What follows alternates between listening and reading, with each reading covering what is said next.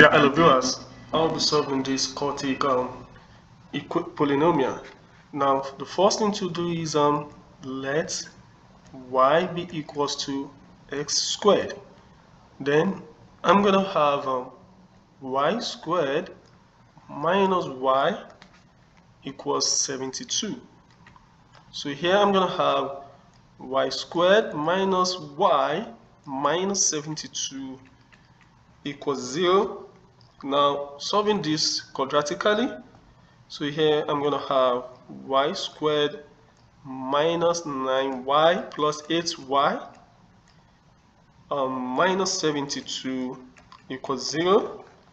So factorizing this and this, I'm going to have y minus 9 plus 8 y minus 9 equals 0.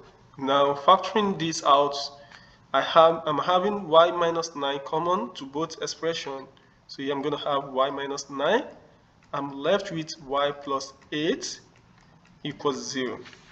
So now here I'm having y minus 9 equals 0. And also I'm having y plus 8 equals 0. Now coming up here, don't forget that y equals to x squared. So here I'm going to have x squared equals to 9. Here x squared equals to negative 8. So if x squared is equals to 9, that is square root both sides.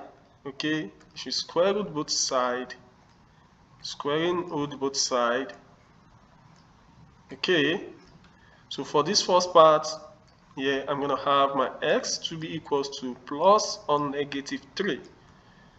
And looking at this second side, you can see that here my x is going to be what?